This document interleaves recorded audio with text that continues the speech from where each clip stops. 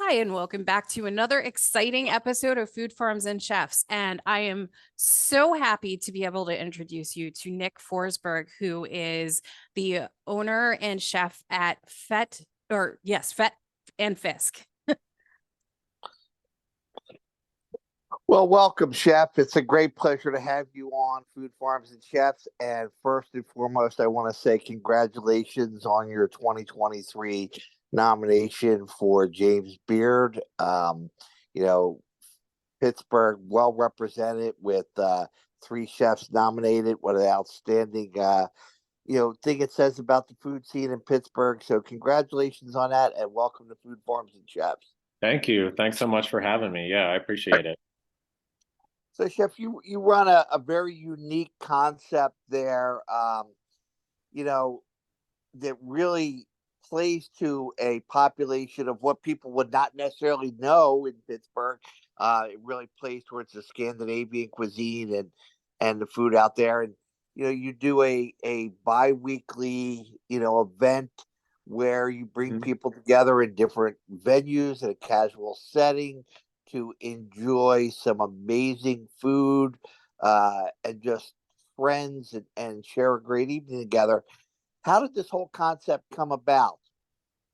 Um, well, my good friend Sarah LaPonte and I, who also worked in the service industry, we were just kind of scheming about passing the time one winter, January 2019, I think. And she was like, "Hey, you're a good chef. What if we threw some pop-up dinner parties?"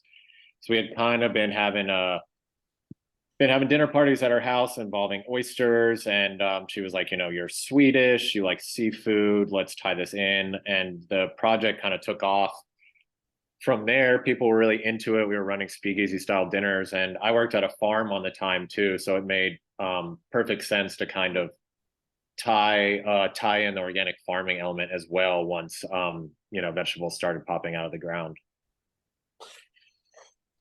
People do not necessarily think of Pittsburgh as, the mecca for oysters and products that would have some Scandinavian overtures to it and things like that. But from here, I'm in the Bucks County, right outside Philadelphia region, and we have a whole big group of individuals here called the Sweden Borgia, which is, it is a religious group. It's an offshoot. It's actually a philosophical group more than anything. But they have a tremendous population and a big following, and a lot of individuals out there in Pittsburgh. And I am sure that since you've begun doing this, you've had a lot of people approach you and say, "Hey, thank you for doing this. We couldn't really find anything." I know before you were doing this, you spent a little time at Apteca, which has an Eastern European flair to it. And before that, they had the predecessor to Apteca was Pierogi Nights. So, it had a little bit of that Eastern European flair. But how's it being received? I mean, it's being received really well. I think I'm hitting a lot of notes for different people. I mean, we've definitely had a lot of Scandinavians come out of the woodwork, really enjoy my food, or they call me a fake Swede because the cooking isn't Swedish enough. But I think, I try. I mean, more or less, I'm just cooking kind of like classic European dishes with sort of like a Scandinavian or Nordic twist with the focus on seafood and good vegetables. I mean, it's really all about the ingredients. So, And when people talk about that, obviously seafood is such a presence, but you also do some pork fillets and some other items in there as well that have that. yeah. Yeah, I that mean, I think there's this movement in new Nordic cuisine, like restaurants like Noma and Favakin, and it's all these like really heavy hitter Michelin star restaurants are all focusing on using the things in the region. So I'm not aspiring to be anything like them, but I think it is important to kind of highlight all these great products we have in the region. Or like I try to, I only buy sustainably harvested seafood or something like that. And these days, I mean, you can get anything shipped overnight. So it's just as fresh as if you were at the docks getting it yourself. So, a little bit about your journey. You are from Asheville, North Carolina, if I'm correct. You Yeah, did that's a where I lot, grew up. Yep, yeah, you did a lot of your early culinary down there. definitely. So tell our listeners what, what was your inspiration to get into culinary, what your training was, and then what brought you from Asheville, North Carolina to Pittsburgh, Pennsylvania? Um, I mean, I always liked food, and I think there's a big emphasis on food in my family, as most cooks will say. But I took some vocational culinary courses in my high school. I was lucky enough to have those available. Went to college for a year, didn't like it, dropped out, and then I started washing dishes, and then just kind of climbed the ranks from there. And really, at a certain point, I just started taking more and more ambitious jobs because I was craving food knowledge. And I think I moved to Pittsburgh just because I wanted to, just find like a little bit bigger city. I was a little stale on Asheville after a number of years, and moved here and found the restaurant scene to not be anything that I felt like I could really grow in. And that's when I started farming as an alternative way to to produce food basically, and get in touch with good ingredients. Well, certainly listening to your story warmed my heart in the fact that I was a high school vocational culinary instructor for over 15 years of my No life. way. So hearing you say that, it's just an absolutely wonderful thing. And I know many of my students have gone on to be very successful and do wonderful things with their career. But it's always nice to see somebody at your level and hear somebody at your level that had that influence from a vocational Yeah, program. definitely. It was a turning point for me too, and really got me into cooking as, potential career. Although I didn't think then that I'd end up where I am now.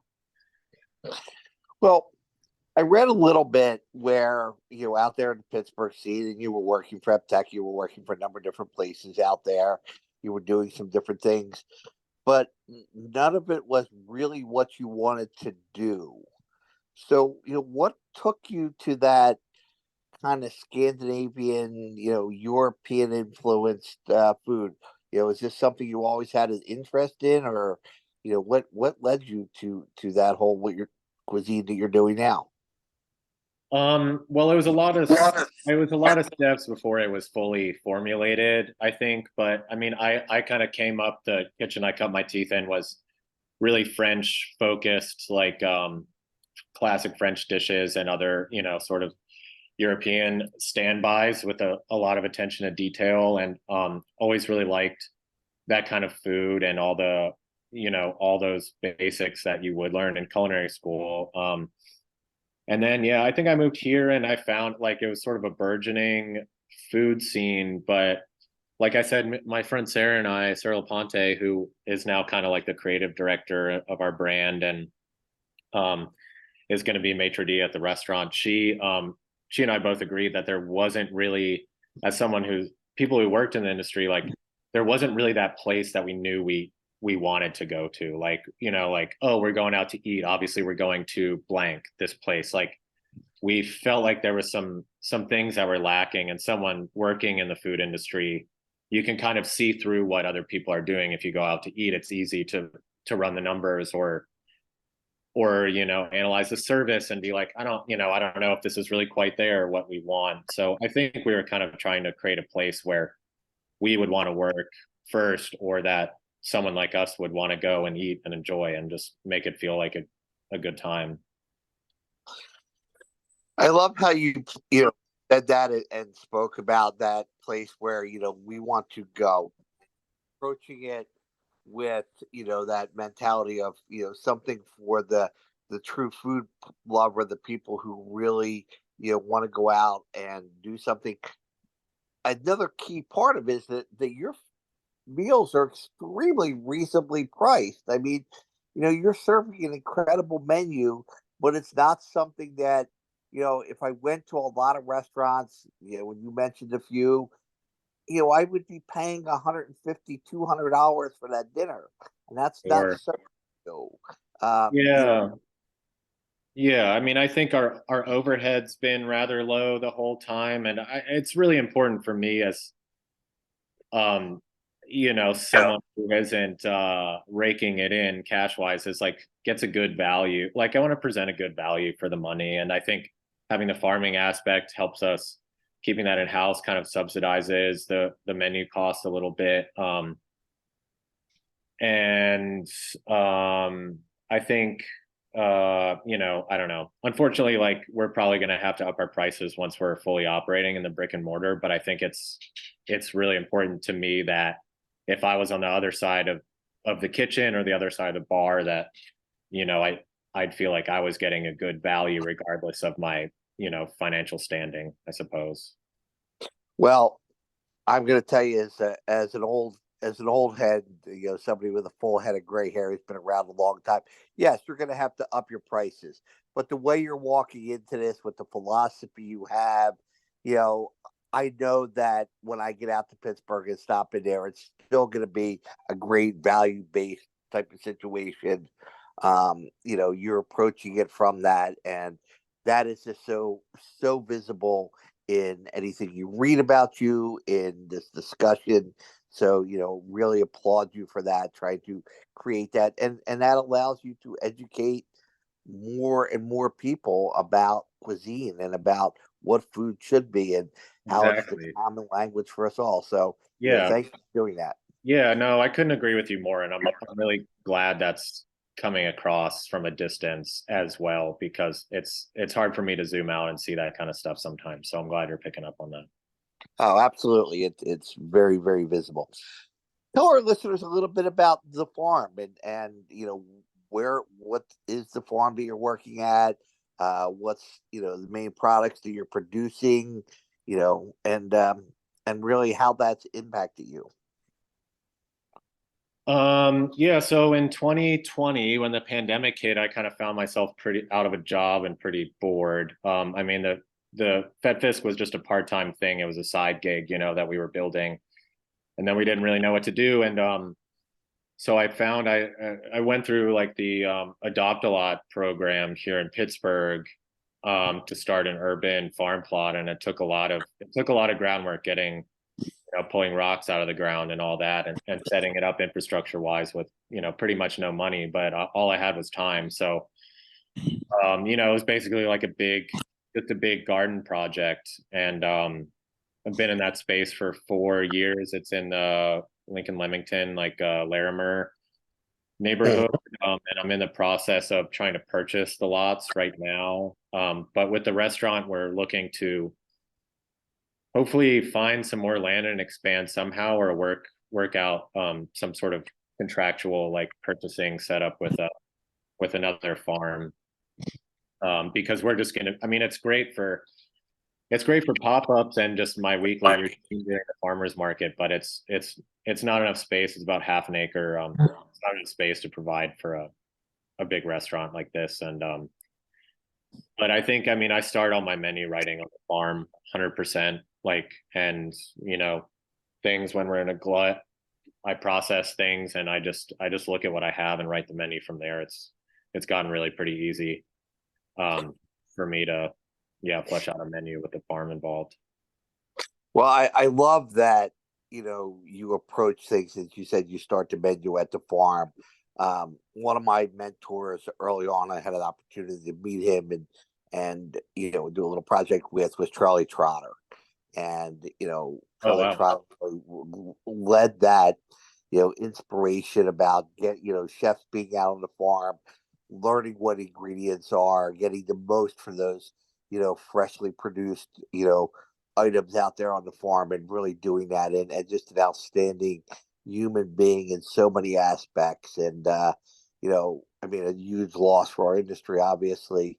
But you know, that has transpired. And I came back to the classroom as a teacher and I was able to get some grant money and I actually did a program, you know, it was a farm to the table program where I was taking our culinary students out to farms all through the Pennsylvania region where, you know, with it was in a couple hours drive and showing them, you know, these are microgreens, these are, you know, fresh grown herbs.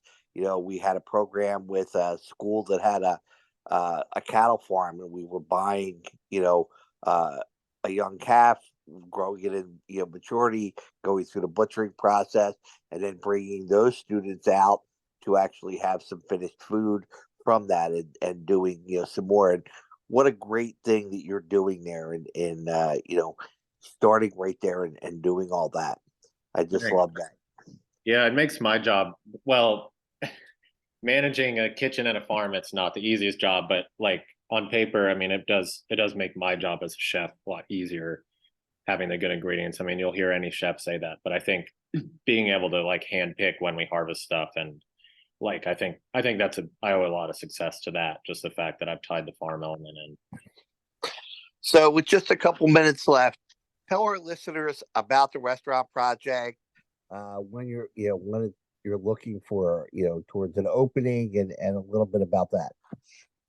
Yeah, so we got in here on June 6th. We started work, and we're in the Bloomfield neighborhood of Pittsburgh at Lombardozzi, the former Lombardozzi space, which was a pretty happening spot back in the day. It's like an old point. But I think, from everything we heard, it was the place to be, and aesthetically, the space is a really good fit. It was they opened in 1973, and there's a lot of good character in this space that we really don't want to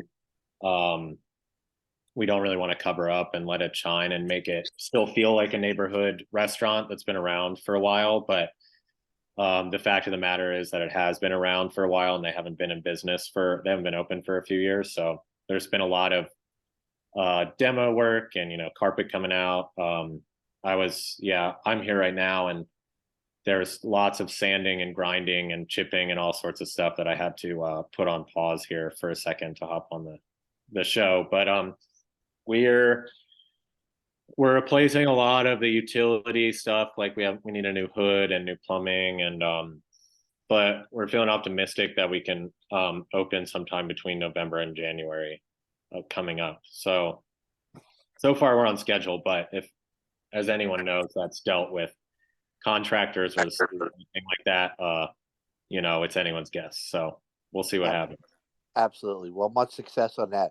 So in our last minute here, tell our listeners where they can find more information about your biweekly dinners, about the farm, about happenings, and just more about you. Sure. Yeah. I mean, the most updated source is definitely Instagram, and we're at Fet_Fisk. It's FET_FISK, or at www.fetfisk.net. And for our listeners who don't know, the name has a very unique thing, being that they sell seafood. It roughly, if I'm correct, it roughly translates into like oily fish. Yeah, like greasy fish.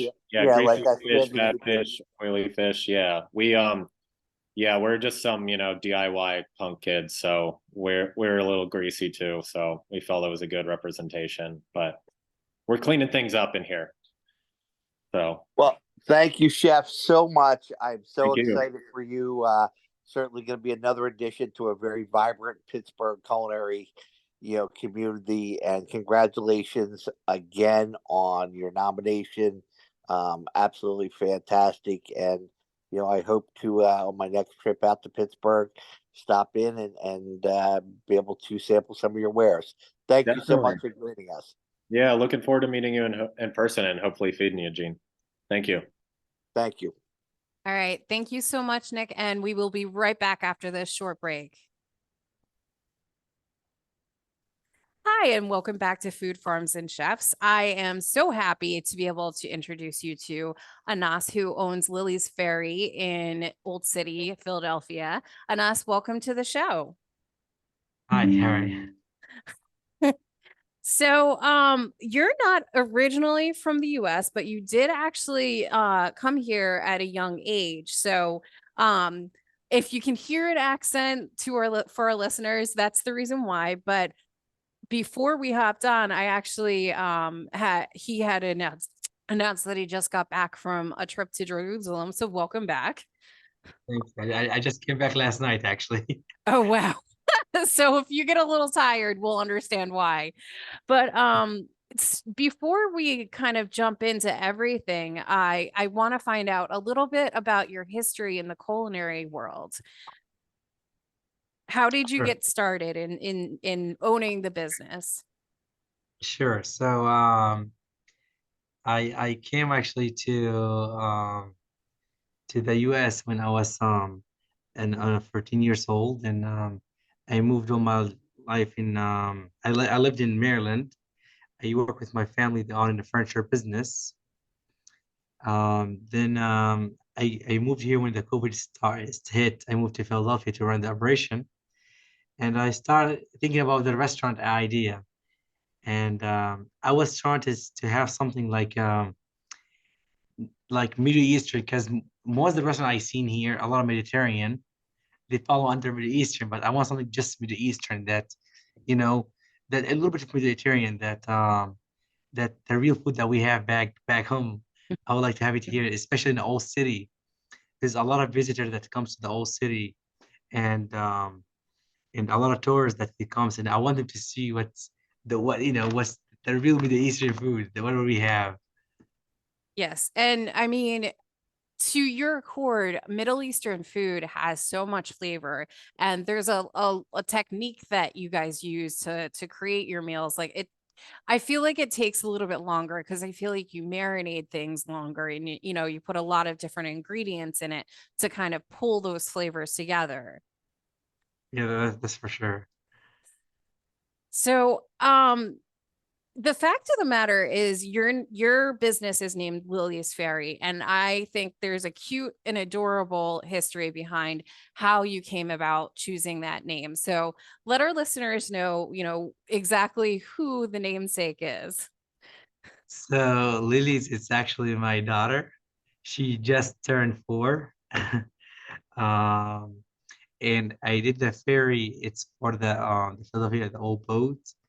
Um, so while I was shopping for a restaurant, I always had the name that I want to name the restaurant Luna, which is the moon in Spanish in Italy. And one time I was in our city with my daughter, and she saw the boat. And in one time, I guess from the curtain she was watching, and she said the word fairy, and I started laughing. And I said, you know what? I'm gonna come up with a name I'm gonna start naming it for my daughter, Lily's. And end up with fairy. And yeah, I changed my mind from Luna to Lily's fairy. And I think it's very cute that you named your restaurant off of like on behalf of your daughter and something that she observed at like random. Yeah, yeah, You know, it's very you know, and it kind of brings family, ties family into it, because obviously like you were probably inspired by your parents owning businesses. You then, you know, sought out to own a business that offers food that you're familiar with, your comfort food. um but I do know that you have on your menu some things that are a little bit comfort food for Philadelphians, but like with a Middle Eastern twist. Like you have a Philly cheesesteak.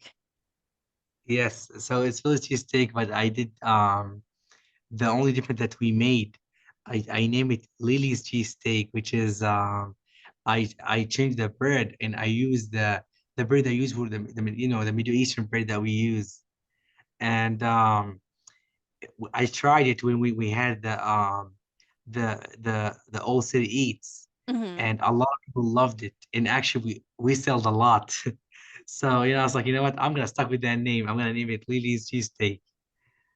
Now, the thing is you're batting up against Philadelphia's marketplace where we're known for cheesesteaks. And not that I want to harp on like that in particular, but like bread, like the bread is where it's at. So I was like a little nervous for you because you utilized pita bread and not like a roll that's like an Amoroso Yeah, roll, or yeah, one of the many rolls that are out there that we're known for loving in for sure. Philadelphia. So I was a Yeah, little nervous when I saw that you had a cheesesteak, and I was like, I wonder how that's going to come across. But speaking of food, I want to talk, I want to just get into the authenticity of it, because you brought a chef from all the way from Dubai. And like yes. I was wondering, first off, what is your chef's name? His name Haytham Ghanem. That's his last name. He's actually in also in our business. one of the good restaurant in Jordan. And after Jordan, he's from Dubai, but he had a business in Jordan. Then and also he have a business in Dubai. When COVID hits, it's especially the Middle Eastern countries, it got hit really bad with COVID. So a Mhm. lot of business it went down, and that's what makes him to he thinking about coming to the US. So as soon as I heard about him, I was like, you know what, I need you to be my chef. And since that day, we start shopping for stores, and we finally find one in our city.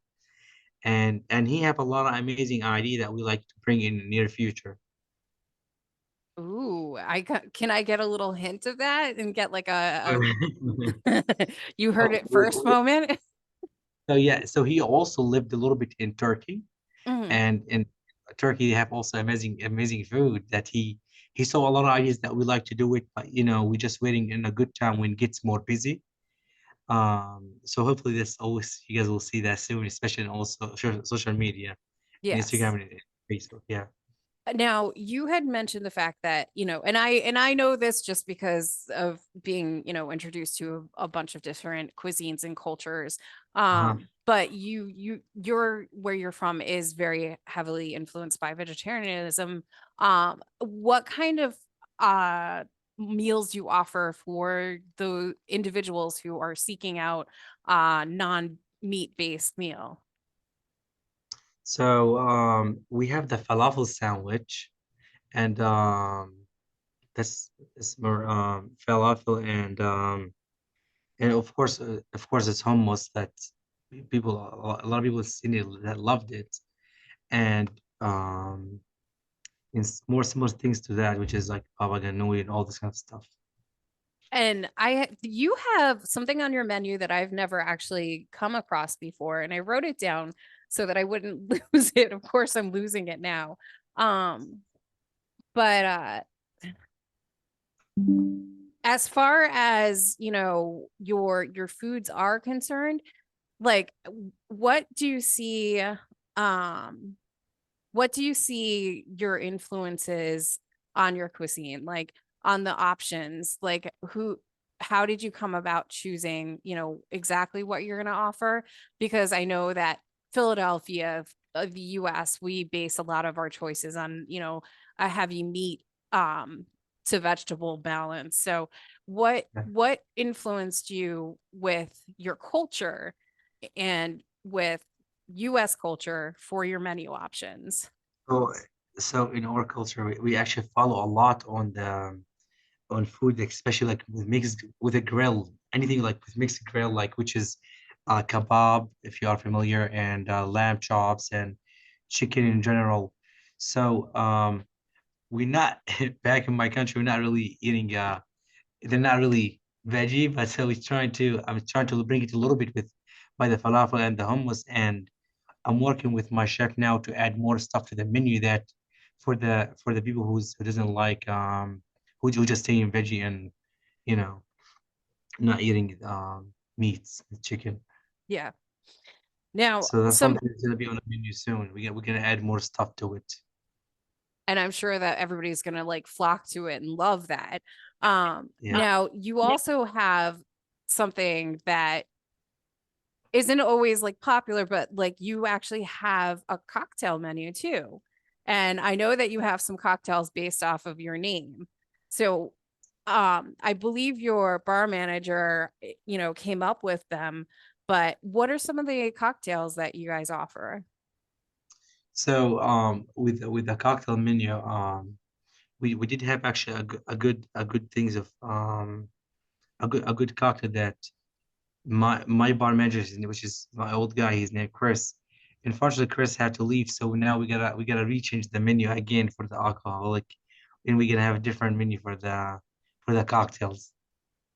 Okay. Well, I'm looking forward to what the new menu is going to be, but in the meantime, what are some of the cocktails you do offer? I don't have nothing right now in my head, but there's yeah, but there is because even myself, I don't really drink. Is a part of my culture, but that's something that we're gonna have and new drinks on a menu. Okay. I do know that because I looked up one of the drinks is a chili rhubarb pie cocktail. And I feel like that's a spicy, like that would be like a spicy sweet kind of combination. But as you said, you were going to change it up. So I won't, bat your head against the wall with that one. But as far as your venue is concerned, you're directly across from the Penn's Landing, so you can physically see like the Ferris wheel and the Ben Yes. Franklin Bridge in the background. Do you have any kind of events or specials that you run? So yes, so on a Saturday that we also do a comedy show. There's a Next Line comedy show that we do it every Saturday. Starting in August, we're gonna start to push it more Friday and Saturday on the second floor. On the second floor, there's a good view that you can see from the 95 to the other side and by the river too. And it's also on the plan that we like to, when we do remodeling on the second floor. Right now there is two window, but the idea is to kind of cut the wall and have it all one window. But that's something in the plan that we like to do in the future. That sounds wonderful. Um, Yeah. and very exciting, and I look forward to it. I do not want to keep you for too long though, because I can hear in your voice that you're, I'm Yeah. stressing it out a little bit. Right. So why don't I let you go a little bit earlier, but let our Yeah, listeners know where they can find you online and in person. sure. So Lily's Ferry is located at 10 South Front Street, Philadelphia, PA zip code 19106. And our hours it's Tuesday to Friday 11 to 11, Saturday 10 a.m. to 2 a.m., Sunday 10 a.m. to 11 p.m., and we do close on Monday. And All follow us on Lily's Ferry on Instagram and add us on Facebook. All right. Thank you so much for joining us on Food Farms and Chefs, Amos. And I look forward to trying out some of those new menu items. Thank you so much for having me. Thank you. No problem. Thanks. And we will be right back after this short break. Hi, and welcome back to Food Farms and Chefs. I am so happy to be able to introduce you to Juan Plasencia, who is the chef and owner of Brasas Barbecued and Chicken.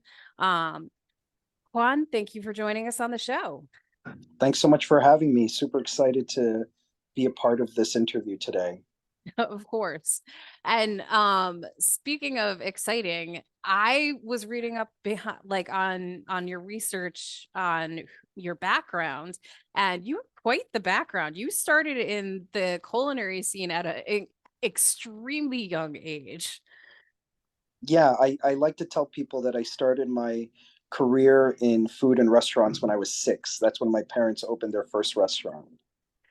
And I mean, integrating into it, because I believe you started cooking at age 10. Yeah, I would cook at home a lot, not at the restaurant, but at home on weekends, like for brunch or breakfast. It was kind of like the thing that I'd love to do. And when I was at the library as a kid, I was gravitating towards food related books, like books on butchering, different types of meats, cookbooks of all types. So I kind of had the bug early on, I guess. Yes, I would definitely say so. And I mean, your parents immigrated to the US when you were also very young, and had the restaurants that, were based in Peruvian, the Peruvian culture and cuisine. And, so you kind of grew up in that realm, in that business, and throughout your youth worked in that environment, but then you ended up going to the Culinary Institute of America and graduating from there, which is when you right out the bat started working for one of the biggest names, Jean Georges. What was that like? And, you know, the sequence of like big names and restaurants that you worked with after that. Thank you. Yeah. So, I mean, I always had the idea that if I were to work for someone else outside of my parents' restaurants, I wanted it to be completely different than what we were doing, right? So, non-Latino, non-Peruvian, and we are still like a ma and pa shop, right? So something on the other side of that spectrum. So I wanted to learn from some of the best chefs and restaurants and, kind of adopt some of what they do, but keep it in a very sort of neighborhood, casual, come as you are sort of presentation from us. I being so close to New York City and Manhattan, it was pretty easy, right? I mean, the restaurant industry in a city like that is always looking for uh, people to, help them out with service and talent. So, no shortage of amazing places to choose from being so close to New York.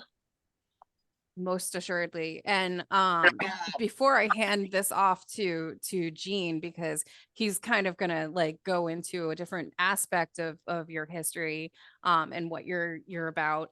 You also worked in the industry in that you have opened and run several different restaurants, including the current one. Yeah, I mean, I opened up, and this is not very much known, but I opened my first restaurant when I was about 19. It was also a rotisserie chicken restaurant it was in North Arlington, New Jersey. I had no idea what I was doing. And even though I had, a lot of experience through my parents, I was trying to do something very different from what they were doing and what their idea of a restaurant was, right? And mind you, they didn't have formal training like I did, but I learned some incredible lessons, during that project. And I still, to this day, with every new project that I take on, get to learn some amazing things to do, what not to do. I get to meet tons of incredible people that have worked with me or have worked in achieving, these restaurants and these projects. And just for relevance, I don't know if you want me to drop the name of it because I do have the name, but I do know you also have a restaurant consultation group, the Somos Hospitality.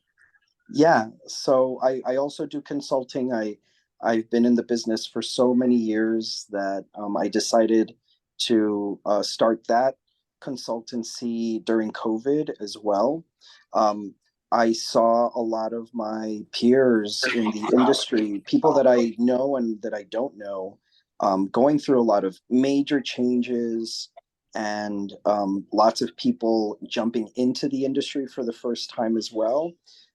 Lots of people jumping out of the industry. So I thought it'd be a great opportunity for me to, share my experiences and, create an additional stream of revenue too. Of course. Yeah. Now, I know that Gene's probably chomping at the bit to try to get into some more details about your current restaurant and what you're doing with that. So, Gene. Thanks. Jeff, during the I guess prime period of COVID 2020 is when you really got into this, concept or the base concept of what you're going to be doing. When you open up the barbecue, you were operating a ghost kitchen, and something that's so popular now in so many places. You know, where you can operate 5 or 6 different businesses out of one kitchen. But tell us what the inspiration for that menu, for those dishes were, that now has carried over to where you're at. Yeah, I mean, when we were at the Ghost Kitchen, some of the thought behind the design of the menu was thinking about, keeping our staff really, really small. It was still a very uncertain time, and there were tons of restrictions in terms of proximity to other people, and how many people can be in a room or a certain space. And kitchens are you know environments where there's so much happening very quickly. So I tried designing a menu where we can minimize a little bit of that sort of interaction, or physical interaction with other people in the same space. We were also thinking about the environment. So items that would travel well in, sort of compostable type of packaging. And then we were also thinking about, the end user, the end client, and we wanted to create a menu that would travel well.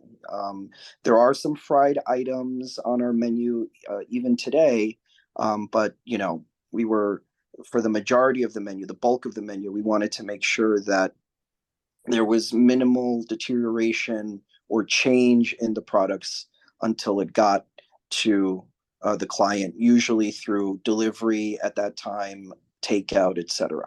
Yeah. Well, I love that you took all that into consideration, because so many people today, want to take their entire menu, and, people who do third party apps, like Uber Eats or DoorDash or Grubhub, and, they want to throw everything on there. And, things like, fried calamari just does not translate to travel. And, you knew that going in, you considered that, you wanted to have that authenticity, you wanted to have, that realism in the food. And I applaud you for that in a big way. It's really something that you put that thought into there. And, so many people just want to go after the money grab, and you saw the quality of your product, and what you were doing is much more important. Thanks. Yeah, I mean, at the end of the day, that's what we sell. We sell food, and we also sell culture. In my case, we're selling Peruvian cuisine and culture. And in a country where it's not as popular as, let's say, Mexican cuisine, definitely want to make sure that the client or the guest is getting the best possible product that we can deliver, with delivery, takeout, putting it in a box. So, as a person who has a lot of years behind them, I kind of came through early in my life, experiencing South Street, where you're going to be located, and you were anchored by you know Head House Square down there, and you had places like the Rusty Scupper, and there were so many amazing restaurants down there. And over the years there was a little change, and you know South Street area kind of fell by the wayside a little bit for the restaurant scene, as places like Northern Liberties and Fishtown and Old City and everything really grew into what they are today. But you represent a new group of restaurateurs that are going in and taking back South Street, and really doing some great service to the city in that aspect of bringing in new flavors and new cultures and so much. Tell us what that experience has been like. Yeah, I mean, first and foremost, we have felt so welcomed by the community there, not just the residents, but the other businesses, some of which have been there for decades, right? So right off the bat, we felt really good about our decision. And yes, South Street was at one time the epicenter of the food world of Philadelphia.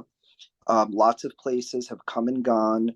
COVID, really, really um, contributed to the current sort of deterioration of that commercial corridor. But like you also just mentioned, tons of new places are opening up every single month. And I believe that with how connected we are in terms of communicating what we want to eat, where it comes from, and how it arrives to us, I believe that you can open up in places like South Street. There are other neighborhoods in the city that this is kind of happening in, and still be very successful, integrate with the community, and make something of spaces that kind of have been, like you said, left to continue to deteriorate, right? Lots of great opportunity is what we see. I know that last summer, so a little over a year ago, there was a mass shooting there. That also changed the foot traffic. We're seeing it come back. We're creating more events, not just as individual businesses, but as a neighborhood and district. So lots of great things happening. We're staying very, very positive. We're all kind of banding together, the different businesses and residents that want to see South Street thrive again. We're all working together to make that happen. And interviews like the ones that we're participating now in today helps us achieve that. So we really appreciate it.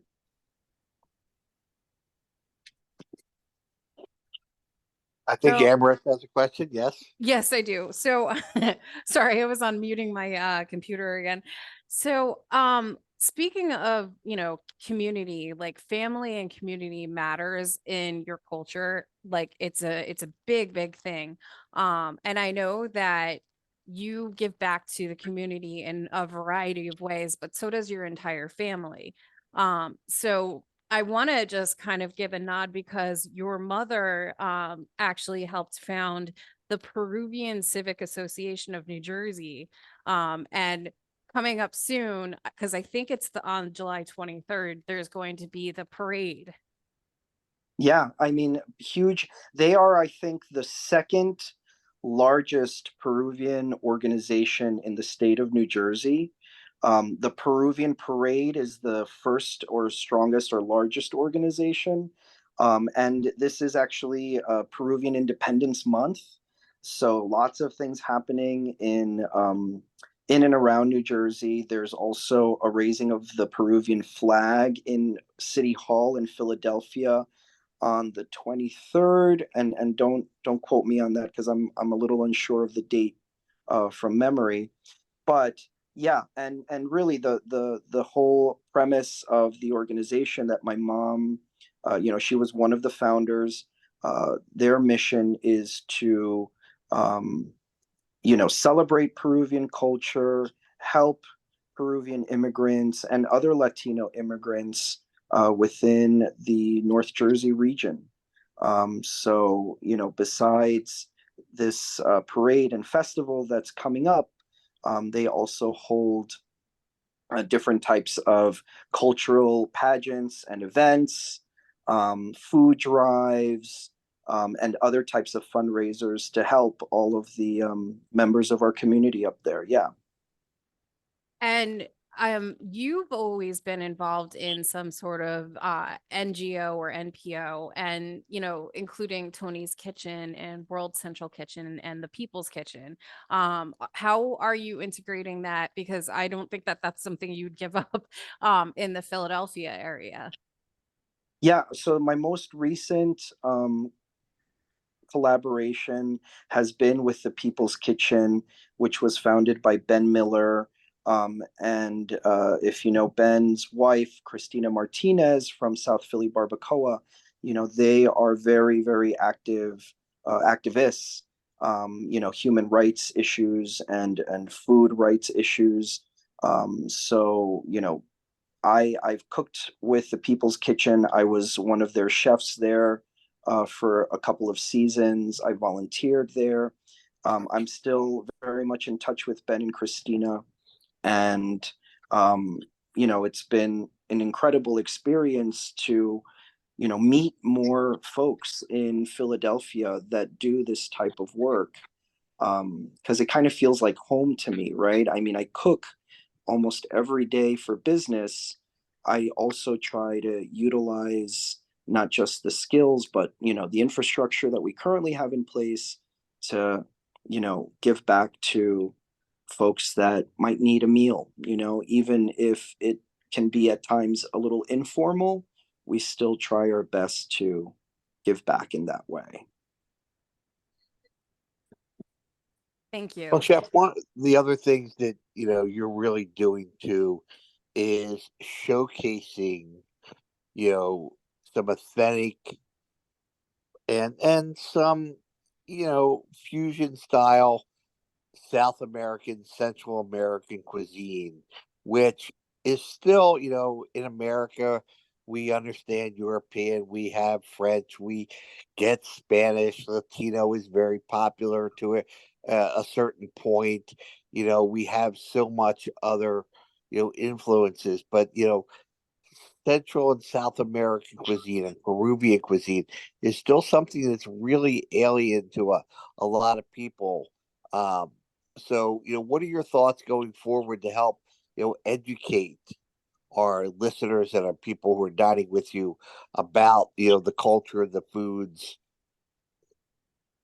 Yeah, absolutely. And Gene, now that you mentioned this point, this was another criteria when we were developing our menu and our current brand, Brazza's BBQ Chicken, was to utilize main ingredients that are approachable and user friendly to a wider audience. In our case, rotisserie chicken, and introducing Peruvian cuisine and what that might look like. If the listeners don't know about Peruvian rotisserie restaurants in Peru, they are more plentiful than McDonald's. I think they're more plentiful than the major fast food companies that are in Peru combined.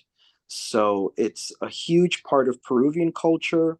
It has a very distinct flavor, Peruvian rotisserie chicken, and the ingredients are the same ingredients that most people have in their pantry, so it doesn't even require like specialty Peruvian spices, etc. It's just a certain type of ingredients that we use, how we use them.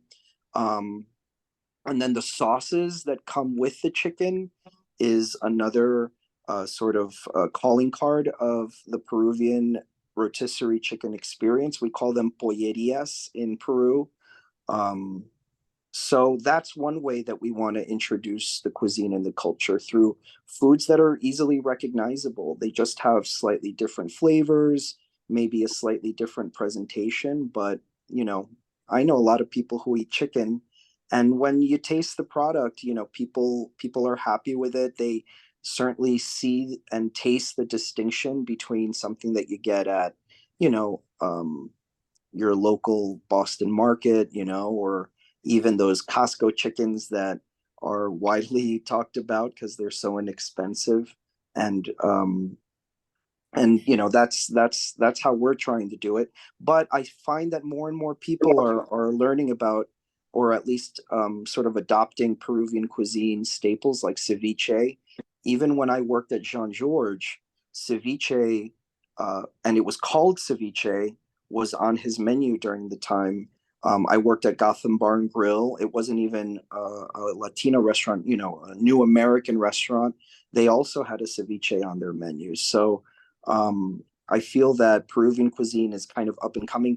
Top, within the top 10 best restaurants in the world are in Lima. So, I think that it's our time. So I'm super excited to be a part of that ride.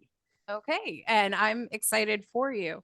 But let our listeners know where to find you online and in person. Absolutely, yeah. So, Brazza's BBQ Chicken or Barbecue Chicken is located at 326 South Street, right in Philadelphia. And our website is brazzasbbq.net. And I'll spell it for you: BRAZAS BBQ.net. All right. Thank you so much for joining us on Food Farms and Chefs. Thank you, Chef. Hey, thanks so much for having us. I really appreciate it. No problem. And we'll be right back next week with another exciting episode of Food Farms and Chefs.